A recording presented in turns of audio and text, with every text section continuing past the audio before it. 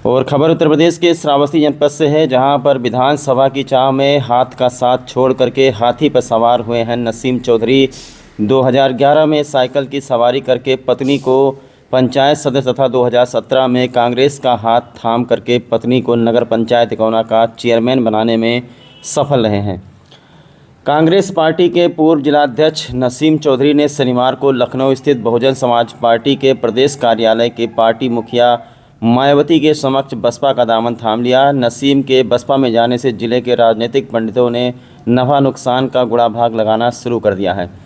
नसीम की महत्वाकांक्षा एवं जिले में बिखर चुके बसपा के कुनबे को देखते हुए अंदाज़ा इसी बात से लगाया जा रहा है कि नसीम चौधरी आगामी 2027 के विधानसभा चुनाव में बसपा के टिकट की दावेदारी कर सकते हैं, क्योंकि कांग्रेस सपा के गठबंधन से उनको टिकट मिलने की संभावना दूर तक नज़र नहीं आ रही थी।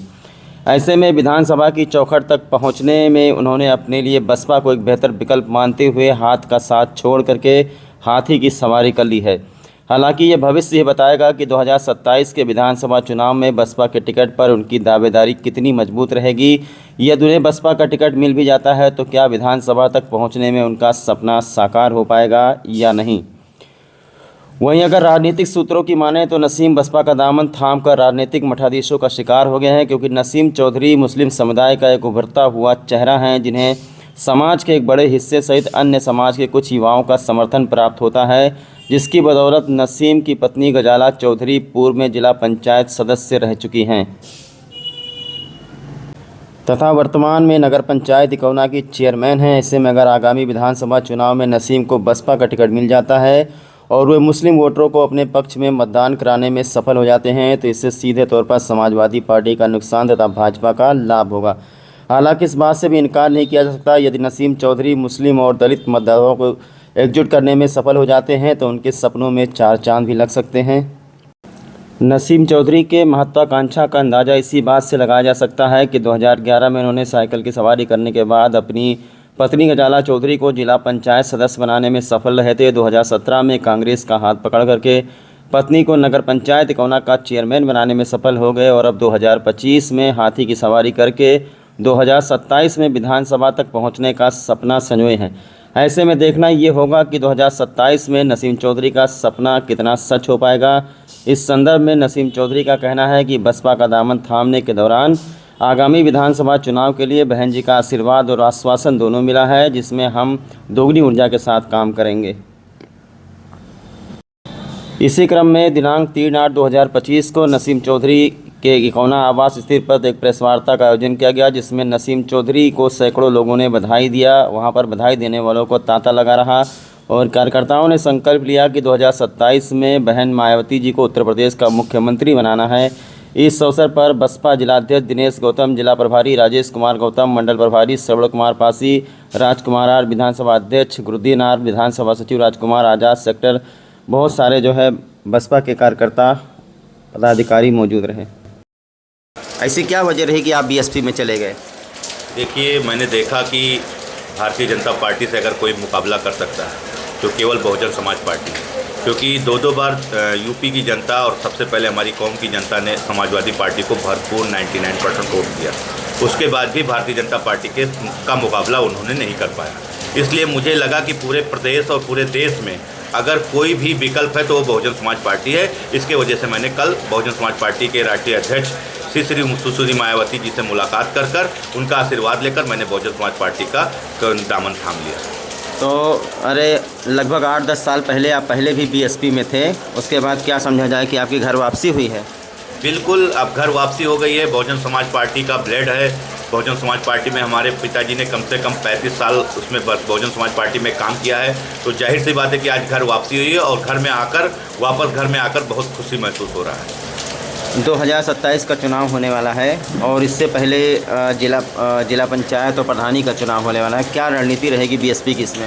ये तो आप लोगों ने देखा है कि मैंने जब कांग्रेस में मेहनत किया था तो कांग्रेस को भी जिला पंचायत सदस्य और नगर पंचायत का चेयरमैन दिया था। आने वाले समय में 22 जिला पंचायत सदस्य है, पार्टी के जिला अध्यक्ष, पार्टी के मंडल अध्यक्ष, पार्टी के सभी कार्यकर्ताओं और पदाधिकारियों को बैठा के एक मीटिंग किया जाएगा। उसके बाद पार्टी के लोग डिसीजन लेंगे कि कौन कौन जिला पंचायत से कौन कौन वार्ड से लड़ेगा। और आशा नहीं, पूरा विश्वास है कि 22 जिला पंचायत में से हम 18 बहुजन समाज पार्टी के जिला पंचायत सदस्यों को जिता के लेकर बहन जी के झोली में डालने का काम करेंगे। ठीक है, ये तो हो गई। इसकी बात ये बताइए, विधानसभा 2027 में चुनाव होने वाला है, उसमें बीएसपी की क्या रणनीति रहेगी?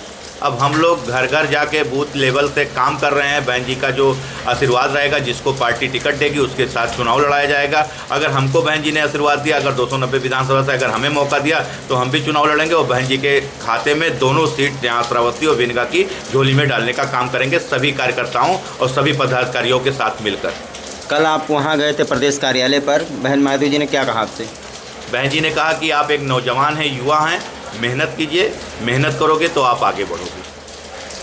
तो अपने चैनल के माध्यम से और मान्य बहन जी को जो उन्होंने मुझे पुनः इस जनपद का दूसरी बार बहुजन समाज पार्टी का अध्यक्ष बनाया।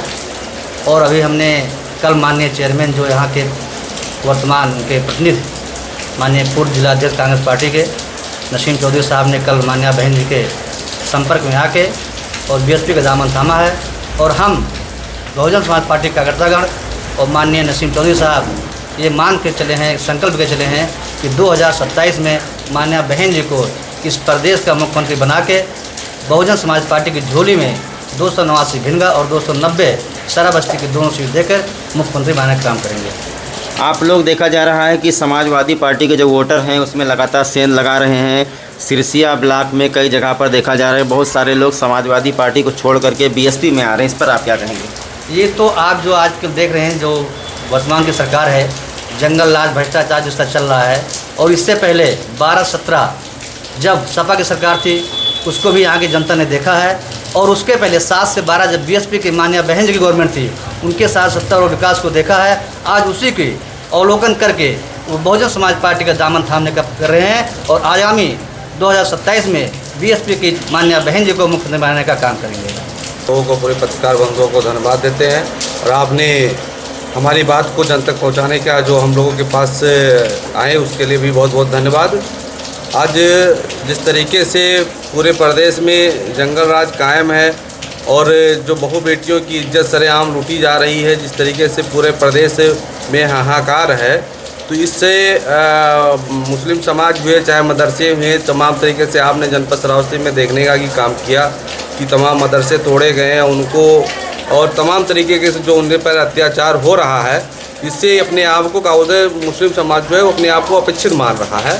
तो इसके लिए अगर कोई पूरे उत्तर प्रदेश में अगर कोई न्याय प्रिय सरकार है तो वो बहुजन समाज पार्टी है। इसलिए है क्योंकि समाजवादी का भी कार्यकाल लोगों ने देखने का काम किया, भारतीय जनता पार्टी का वर्तमान में देख रहे हैं, और बहुजन समाज पार्टी के 2007 से लेकर 12 तक देखने का काम किया।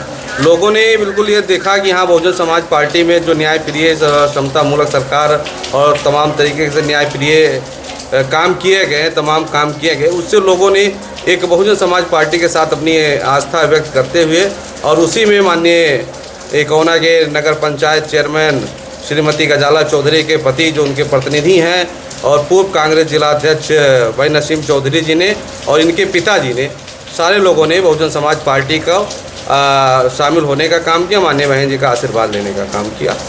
प्रदेश में लगातार लोगों को प्रताड़ित किया जा रहा है, कहीं क्लिनिक बंद कर दिया जा रहा है, कहीं स्कूल बंद कर दिया जाए, कहीं मदरसे गिराए जा रहे हैं, कहीं सरकार का मजार गिराया जा रहा है। लगातार देख रहा हूँ कहीं अपराध लगातार बढ़ते चला जा रहा है। एक पुलिसकर्मी, सुरक्षा व्यवस्था ने एक पुलिसकर्मी की इज्जत लूट रहा है। ये सब सारी चीज़ को देखते हुए मैंने देखा कि केवल भाजपा से अगर कोई मुकाबला कर सकता है तो बहुजन समाज पार्टी है। हाँ, ये ज़रूर है कि कुछ समाजवादी पार्टी के लोग लगातार ये कहते रहते हैं कि बहुजन समाज पार्टी के कार्यकर्ता ज़मीन पे नहीं उतरते हैं। अरे मैं उनसे सवाल करना चाहता हूँ आपके सोशल मीडिया के माध्यम से कि आपके एमएलए हैं कि बहुजन समाज पार्टी के एमएलए हैं, आपके एमपीज हैं कि बहुजन समाज पार्टी के एमपीज हैं। जब बहुजन समाज पार्टी के एमएलए रहा करते थे तो लोग संघर्ष भी करा करते थे, लड़ाई भी लड़ते थे। आपने लगातार मुसलमानों को बेवकूफ़ बना के कि 2022 में 2017 में आपने कहा कि हम सरकार बना लेंगे और आपको पूरी तरीके से 99% लोग मुसलमानों ने आपको वोट दिया, लेकिन आप सरकार नहीं बना पाए। मैं श्रावस्ती की बात करता हूँ, श्रावस्ती में हमारे सांसद हैं रामश्री वर्मा, हमारे यहाँ विधायक हैं इंद्राणी वर्मा। आज तक श्रावस्ती में मदरसा, मस्जिद, लव जिहाद का मामला, लगातार मेडिकल का मामला, स्कूल का मामला, क्या विधायक ने एक भी सोशल मीडिया या मीडिया के कर्मियों के बीच में आकर एक भी बात कहा? हम लोग बड़ी उम्मीद और आशा के साथ हमारी कौम उनको वोट करती है, लेकिन इस बार जनता जान चुकी है।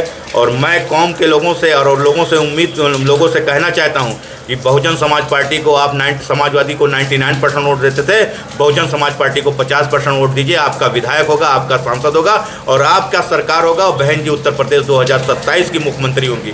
और आप लोगों ने बहन जी की सरकार को देखा है, इतनी सशक्त सरकार रहती है कि कोई परिंदा पर भी नहीं मान सकता है। क्राइम जीरो स्टाइल पर रहता है। अगर बहन जी जब तक सत्ता में रही तब तक कोई भी क्राइम यहाँ नहीं उत्तर प्रदेश में होता था। इसलिए अपने सभी समाज के लोगों से, दलित, ओबीसी, जर्नल, माइनॉरिटी से, सभी से उम्मीद करता हूं कि आने वाले दिन में 27 में हाथी का बटन दबाकर बहन जी को उत्तर प्रदेश का मुख्यमंत्री बनाइए, जिससे चैन, अमन, शांति उत्तर प्रदेश में बनी रहे।